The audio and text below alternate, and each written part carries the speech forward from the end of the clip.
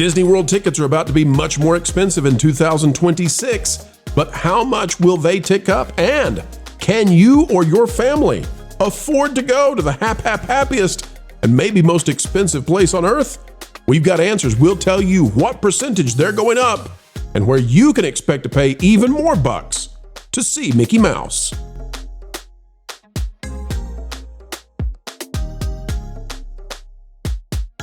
Hello friends, welcome back yet again. It is the Pro Channel where we keep you ahead of the culture curve and we often give you an idea of what's happening way down in the Sunshine State, where as of late Bob Iger seems to be taking away every glimmer, every ray, and even Mr. Bluebird from the Magic Kingdom. As we dive in today to talk about just how much ticket prices are going up in 2026, folks, we sure would appreciate it if you could click that like button and drop a comment down below. Let us know, when was the last time you went to Disney and how crowded was it when you were there? Folks, without a care, let's dive into the topic at hand. All right, ladies and gentlemen, we are taking a look at a rise in prices on the way to Walt Disney World. Yes, I know. We told you that they're cutting the prices for the hotels, and they are for the first 7 months of 2026, and that's plenty of time. However, if you think that's going to be the case when you're in the parks, think again. You might say that this is the sugar that helps the medicine go down, with the hotels down $250 per night for most nights, the first January through July of 2026. However, the ticket prices are about to make you sick to your stomach if you want to go. And the question is, can you even afford to go to Disney anymore? Let's dive into how much it's really going to cost you. Colette Langley is amazing over at Disney Food Blog. Colette has done a phenomenal job putting this all together, and we're going to cover it right now. What we're looking at is the base level ticket price, the cost it's going to be to get you into a Disney park during these dates. You're going to notice that if it's red or pinkish colored, that means the price increased. Yellow means that it did not change, and green is a decrease. And for 2026 from 2025, we have one single day in January that it dropped down. And why did it drop down? Well, perhaps so Disney can have that starting at claim. Starting at $149. That's fun time, right?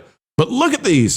January 1st, for example, the lowest ticket price you can find at Walt Disney World is going to be $174 per day per person. Now, just to give you some idea of how expensive that is, when you include taxes, that means that the lowest ticket price possible for January 1st is over $200 with taxes, easily. Okay? Now, consider this for a minute, guys. If it's $200 a day to get into Disney World, plus now you also need to pay for the line skip, because Disney has set up the system where everybody's paying for the line skip. So if you don't pay for the line skip, you don't ride the line skip ride. We're looking at you, Cosmic Rewind. We're looking at you, Slinky Dog. We're looking at you, Seven Dwarfs Coaster. That's going to be what? Going to be, 30, 40, 50, maybe even up to $100 extra on top of that. Then you look at the food that the people have got to pay for when they're in there. Folks, I'm telling you, we've done the math. Vash and I have done the math on this. You are easily at minimum paying $300 a day to be in Disney World in 2026 per person. So for a family of 4, per day, you're spending $1,200. $1,200, that's not the hotel. That's just to go in the park and have food to survive on. And we're not talking about the nicest food. We're talking about $15 per meal at a quick service spot, okay? Now, if you think that's bad, though, let's scroll on down. And guess what, ladies and gentlemen? If we get down here, because they have calculated all of this, if you go down here into April, $180 on many of these days in April is the cheapest that you can go to Disney World. And these are not Magic Kingdom. That's mostly Animal Kingdom. Yes. Animal Kingdom that has right now 6 attractions total.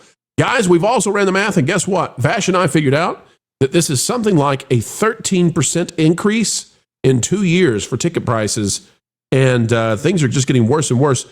We expect now that Disney will announce these ticket price increases and the other price increases as well within the month. Vash, walk us through just what all this means. And this chart is just incredible. This animated chart that Vash has is showing you how far a Disney ticket has outstripped inflation. It's bonkers. It's pretty intense. It's pretty insane. And look, this is what they do. Now, they got a slew of headlines every single year with these success, like these yearly annual price increases, whether it be for tickets or annual passes and so forth. So now what they're doing, they're changing tack just a little bit here. They've already increased prices in 2026, but how did they do that? Why are we, noting that on the chart? Because they have this tiered ticket system that they can go, okay, well, let's go ahead and take a tier like 1 or 2 and then move that up to tier 3 or 4. The prices for those tiers haven't changed. We've just upped the tiers, therefore increasing the price, increasing revenue, and now your trip or journey to Walt Disney World is now more expensive than it had been previously before. These are the little levers that they like to pull, as Christine McCarthy used to say, and they've been pulling them quite effectively. We've also seen thousands, tens of thousands of increases when it comes to merchandise items, food, and so forth. So these little incremental increases is where you get a chart like this, or in the case of revenue for the Walt Disney Company, that's how they up their revenue intake every single year, like clockwork. Ron, what if we told people that this is the ticket, but the price of all the other stuff actually may be growing faster than this one? When you look at the price of food, when you look at the price of riding the rides, because once upon a time, you paid your ticket, you're in. Now Disney has gone back and said, hey, we've got e-ticket attractions again. We just don't have the e-tickets. They're called lightning lanes. And you're going to pay insane prices to get to ride the things that you paid originally to get in here to do. So, Ron, what are people to make of Disney, and have they actually outpriced the average American? I mean, there's a number of reasons why Disney World has been slow lately. And of course, they're trying to make up the revenue by basically ostracizing their core audience from the past, which was families, and now they're advertising. They're really trying to attack dual income families with no kids. They're putting bars everywhere. Whoa. Go back just a second. Go back. You said dual income families without kids. You're referring to couples without kids, right? You're referring to what is sometimes called Disney adults. Sure. Thanks. Dinks. Yeah. Dink. So you have bars everywhere now, right? You literally have a bar in the Magic Kingdom, an alcohol bar in a place that Walt Disney never wanted there to be any presence of alcohol whatsoever. As a matter of fact, Walt himself was quoted as specifically stating that they didn't want to attract a very specific kind of a crowd. And it's exactly the kind of crowd that Disney seems to be going for now. It's the Bob Iger company. Yeah, it is. It's the Bob Iger company. They see fewer people coming, so they want to attract people that do have money, and what those younger people want to spend it on. Supposedly, the Disney company thinks they want to spend it on alcohol, although we have data that shows even alcohol consumption is going down among younger people. So it's a very strange but thing. But wait a minute, Ron. The political proclivity of the Disney adults tends not to be conservative. It can be sometimes. And I would say that perhaps the demographic that is Disney adults, the dinks as you call them, I think they might be drinkers. They very. I mean, there's certainly a lot of them that I'm sure are. But it's weird because there's bars going everywhere. The bar in the Grand Floridian lobby of all places. A bar in the Magic Kingdom of all places. The Grand Floridian. Oh, and by the way, it's supposed to be the most regal hotel on the property, and they're like, "What could we put in the most regal air space in this lobby that's supposed to be beautiful with a grand? We'll put a bar." Like, I mean, you might as well put a saloon. Spaceship Earth is closed right now, and the Spaceship Earth, the thing that's below Spaceship Earth, is closed right now. But you know what's not closed in Spaceship Earth right now? Geo 82, the new bar, is actually the only thing that's open there. And Ron, we got to say, listen, many of our viewers out there consume and they enjoy it, and some of the panelists that we have enjoy. And I'm not going to weigh into who that is and who that's not. We'll let them, explain whether they partake if they so choose. We're not here to make some sort of moral pronouncement about this. We're simply here to say that Walt was very determined in the original designs for Disneyland and Magic Kingdom that he didn't want people sloshing about around 5-year-olds. This was supposed to be a pristine place, and for one day, even if you enjoy, this was one day where you could drink a Diet Coke instead. And what Bob Iger has done is said the margins. And so not only are the ticket prices crazy and they've outstripped what middle Americans can pay, not only have they now added DLC content that was previously free. So when you're in the park, oh, you want to ride that ride you love and you thought you're going to ride? Oh, you pay us $25. Not only have they done that, but the focus is on alcohol. That's the focus, alcohol. They figured out the little flashy light wands at night didn't pay enough. And so they said, hold my beer, let's get some beers. Yeah. Well, and also when you are, inebriated, you might decide you're going to go into the gift shop and spend a whole lot more money than you normally would. Loosens up the old wallet, eh? Yeah. Yeah, it's they're milking the clientele that they have now by giving them libations in this case, and they're all doing it for margins. Go ahead, Ron, please. No, I was just going to say the merchandise prices have gone up. The food prices have gone up. Everything's gone up. And of course, you have these lightning lanes, which right now, in my personal opinion, are somewhat of a scam because obviously with the crowds down, you don't really need lightning lanes to enjoy everything. And yet they are so pushed by those people that sell vacations to Disney and plan vacations on behalf of their clients for Disney. They really push the lightning lanes because they get commissions off of those things. And people don't know. A lot of people aren't tapped into the Disney zeitgeist. They just want to go on a vacation and they don't want to have to think about it. And then they come back and maybe they went on vacation in Disney 10, 15 years ago, and their whole vacation was $3,000-$4,000 for a week for the entire family. And they come back and they get the bill from their or the prospect from their travel agent of what it's going to be, and they're like $12,000 for the exact same amount of time. That's crazy. And it just doesn't make any sense. People can't wrap their head around Disney inflation is so different than regular inflation, and it's just absolutely nuts. They are really pricing out your average consumer. So a study came out that showed that 50% of families with kids go into debt to go to Disney World. Yeah. And I bet that that's going to get worse, actually. Now, Culture, the reason that I worry about Magic Kingdom, the reason that I fret about having so much alcohol now being available in that park, for example, it's not because, listen, you go to restaurants all the time and people are drinking. It's no big deal. We see this all over America. We're not prudes here. We're not trying to be, we're not trying to be teetotalers in what we're saying. But Culture, I see what's happened to Epcot. And I don't want that to happen to the other parks because I don't want that to be around the kids. Because Epcot now, when you go to Epcot in the evenings, I mean, it is drunkenness everywhere. It's people that can't stand and can't walk, and there's fights. And I'm not trying to overplay this. I go to Epcot, I have a good time, but I also know that in the evenings, you got to be careful around there with the kids because there are people who are completely and totally intoxicated. Yeah. And it doesn't, maybe Disney might dislike what I say. It doesn't feel to me like Disney is maintaining a family-friendly atmosphere at Epcot. And I don't want Magic Kingdom to become that, even if Magic Kingdom is too expensive for most families. Culture, your thoughts? Well, look, drinking in the parks works if it's just in specific restaurants. Having like walk-up bars and stuff is when you have a problem, in my opinion, or just an actual bar, because then it's going to leak out. Normally at a restaurant, it's not leaking out. Number one, the drinks are too expensive for most people, considering the expense of the parks now, and it doesn't seem to be a problem. But I really wanted to stick with Walt's vision of keeping alcohol entirely away from anywhere but the private clubs. Now, there wasn't originally a private club in Magic Kingdom. There was no, You're talking about Club 33. Club 33. Yeah. And I don't have a problem with that. And obviously neither did Walt, because those were invited guests back then. I like the idea that alcohol is Disney Springs.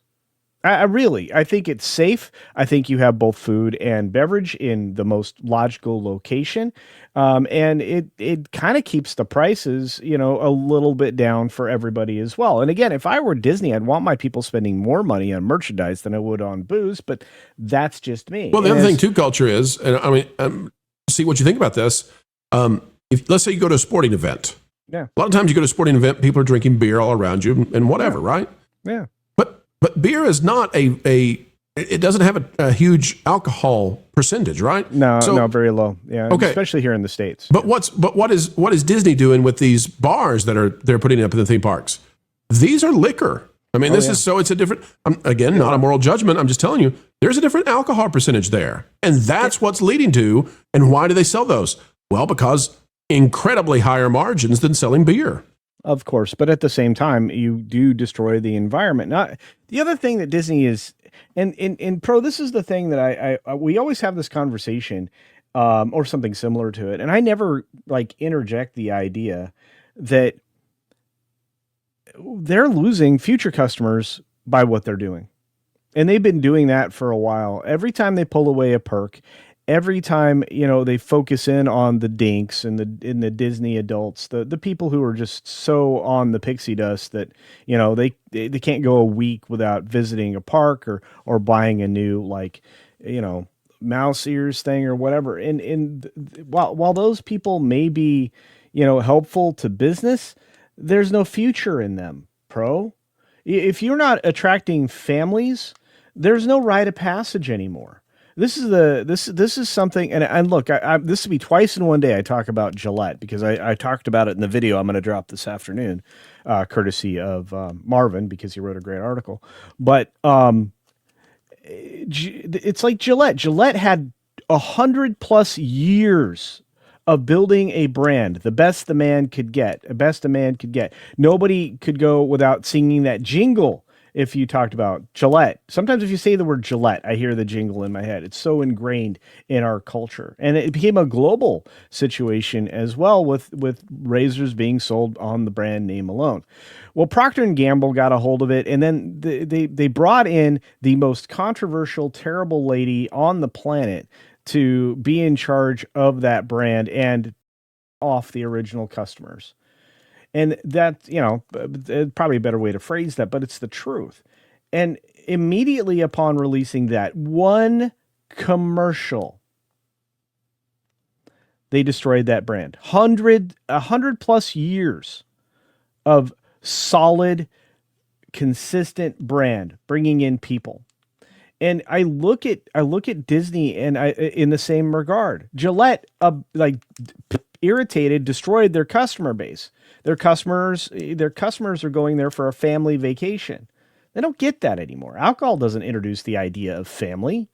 And I think Walt knew that all the way back then. So when you look at this, they are not building on, they're building on sand. They're not building on a solid foundation. Ever since Iger, got his brain twisted because he wasn't going to be able to run for political office, he wanted to go from weatherman to president. This is where we went. And I think anybody with half a brain probably realizes what I'm saying is there's no future for Disney. Universal's building a future, right?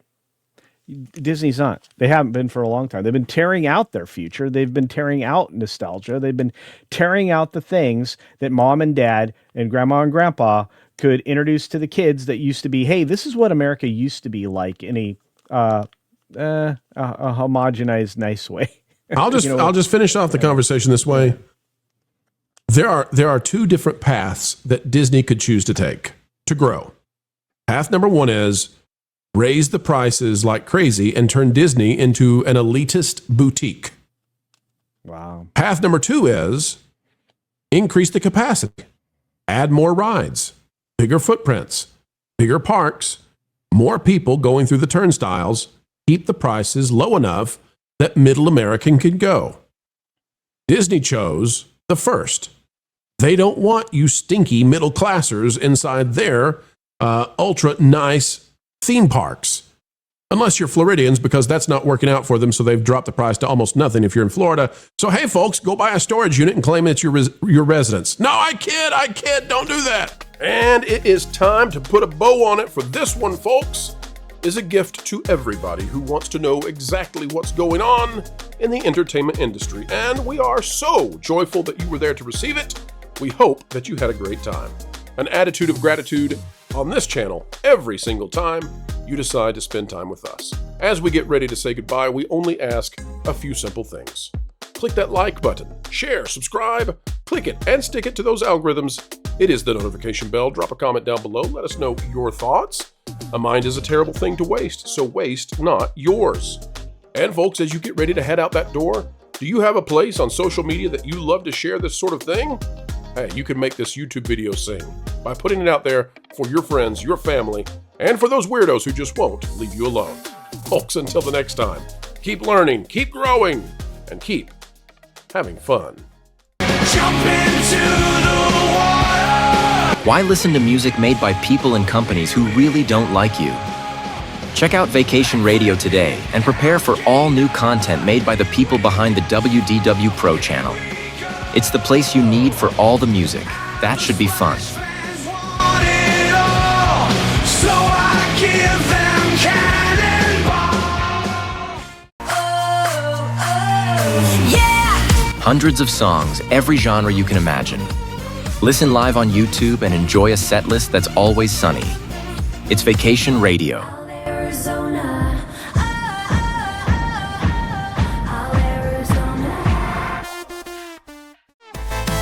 Pineapple pizza, Hawaiian ice freeze, yeah. Can't wait to be up. 3 days of you and me. What are you waiting for? Every WDW Pro video has a link to Vacation Radio in the video description. Try it out and subscribe today.